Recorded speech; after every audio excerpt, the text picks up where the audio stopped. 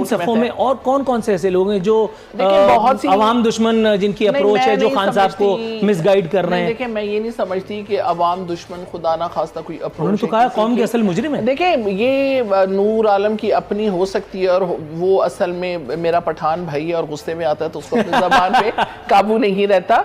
Otherwise he is very nice person, बड़ा मेरा बहुत ही अच्छा कुलीग है, मेरा भाई है। लेकिन वो अगर इस किस्म की बात कर लेता है गुस्से में तो उसका मतलब ये तो नहीं है ना कि आप ये समझे कि खुदा ना खास्ता कि पीटीआई के अंदर फूट है, ये लोग खुदा ना खास्ता खान साहब से मुतनफ़िर हैं या कुछ। सर राना मकबूल साहब मतलब बड़ी सख्त एफआईआर काटी है, उनको पठान होने का ताना दे करके और सारी बातें धड़म तख्ता कर दी है मैडम ने। मैं खुद भी पठान हूं सर, मैं खुद जुनून हूं, मैं खुद जुनून। अच्छा, दिमाग से तो मैं भी हूं, लेकिन सर राना मकबूल साहब आप इस आर्गुमेंट को बाय करते हैं जो मैडम ने दिया? नहीं, चलो मासूमियत में ऐसी दलील दी जा सकती है, ऐसी दलील हाँ, लेकिन इतने ओपन फोरम पे और नेशनल असम्बली में जो रिकॉर्ड हो रहा है, इंटरनेशनल लेवल पे भी जा रहा है, जिसका प्रिंट निकलता है, जिसका ऑडियो वीडियो होता है, तो ये बात जो कहनी है किसी जज्बे और किसी मुश्किल की वजह से कही जाती है, इस बात को सीरियसली लेना चाहिए। वो तो अच्छा, वो शफकत करती हैं, उनके भाई हैं, उनका ओपिनियन की जो है वो उनकी ओपिनियन का एहतराम भी करें। तो बात यह है कि हाल हमारे दोस्तों का ये है, क्योंकि आप बड़े आलिम फाजिल आदमी हैं, अल्लामा साहब ने कहा था कि उस मौज के मातम में रोती है भंवर की आँख। ऐसी सिमली कम इस्तेमाल हुई है।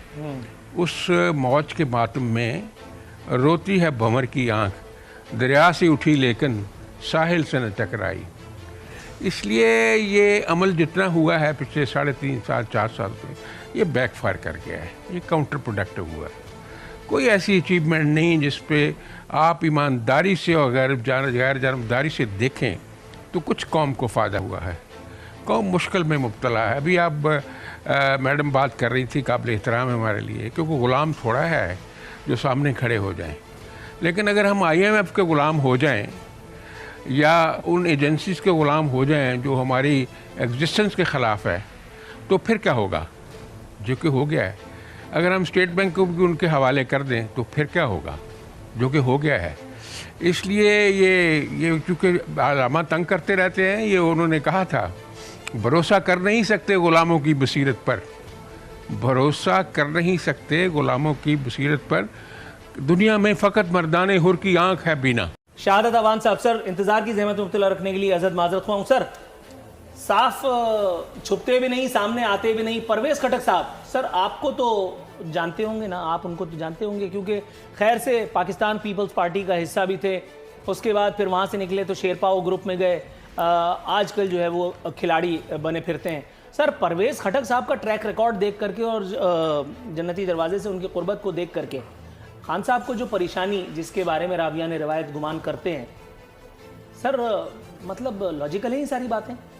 देखिए, अस्सलाम वालेकुम नूरुल आरफीन साहब, सबसे पहली बात तो ये है कि जिस पैराए में आप ये बात कर रहे हैं, तो मैं ये समझता हूँ कि मौजूदा जो सूरत हाल है, रोज़ाना का एक तो बजट हम देखते हैं, डेली पेट्रोलियम की प्राइसेस, इलेक्ट्रिसिटी की प्राइसेस, जो महंगाई, अद्वियात की प्राइसेस डेली चल रही हैं। लेकिन अब जिस तरीके से मौजूदा हुकूमत ने IMF के कहने के ऊपर जो ये मिनी बजट, जिसके लिए 12 जून की अगर अब मौजूदा वज़ीर जो ख़जाना है शौकत तरीन साहब उस वक्त के एडवाइज़र ख़जाना, उन्होंने 12 जून को अपनी बजट स्पीच में ये कहा था कि मैं आपसे वादा करता हूँ कि कोई मिनी बजट नहीं आएगा, अगर कोई आएगा तो अवामुन्नास के फ़ायदे में आएगा। तो मैं समझता हूँ जिस माहौल में गए वो भी रंगे गए। अब बात ये है कि जो पार्लियामेंटेरियंस हैं उनको आपने हल्के में नूरुल आरफीन साहब जाना होता है, पब्लिक को फेस करना होता है। आपने देख लिया है कि अब हल्कों में जो लोग गए हैं तो लोग किस तरीके से जो है मजमे से भाग रहे हैं, पब्लिक को अवॉइड कर रहे हैं। आप इसको छोड़ दें।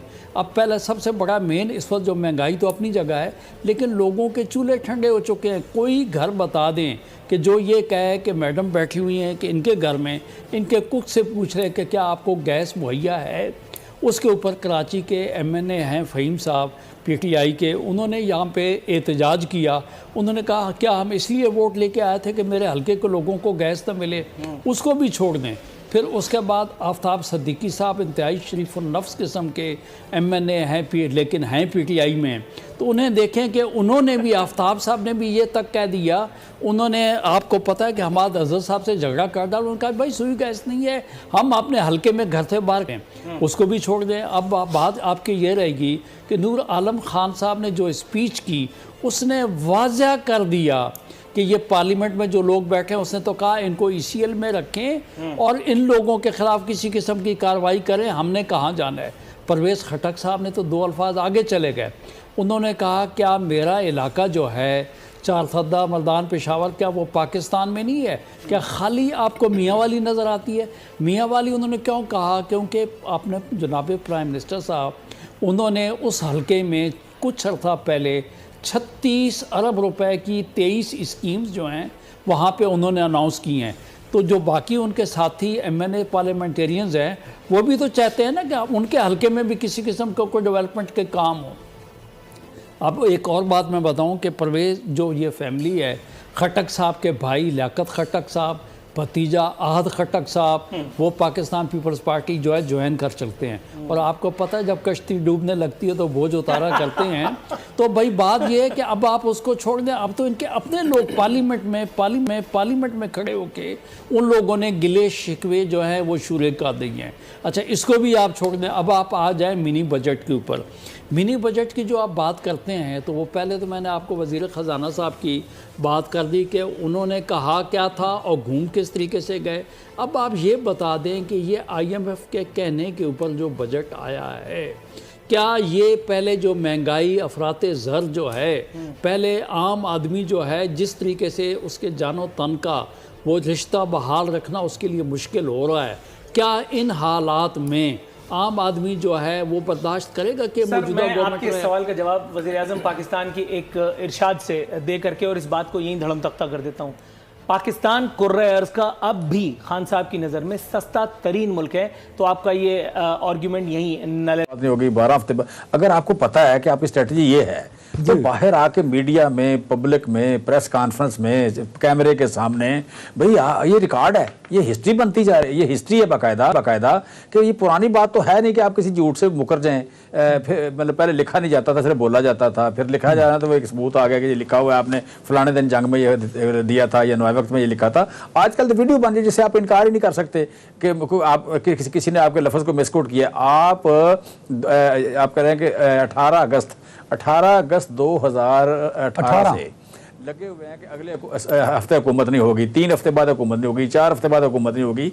अगर आप की वाकई ये स्ट्रेटजी है तो ये झूठ बोलना बंद कर दें। फिर आप आवाम को क्यों मिसगाइड करते हैं? अपने बच्चों के सामने रोज शर्मिंदा होते हैं, बीवियों के सामने शर्मिंदा होते हैं, सोसाइटी में जाके मस्जिद में नमाज पढ़ने जाते हैं, आपको बताया जाता है कि जनाब आपने 2 हफ्ते पहले ये कहा था। बिल्कुल सही। अच्छा, मैं राना साहब आपका टर्न था, लेकिन कामरान साहब ने ये बात की थी तो इस पर रिस्पॉन्स कर, कामरान साहब तो इस पर कमेंट कर दीजिए। इसका मतलब है, और ये इस बात में वजन भी है जो चीमा साहब कह रहे हैं, जो आप पॉलिसी बता रहे हैं, या तो आप मतलब वैसे ही आपने बोल दिया वाकई यही पॉलिसी थी, तो आप तो हम सबको यही कह रहे हैं कि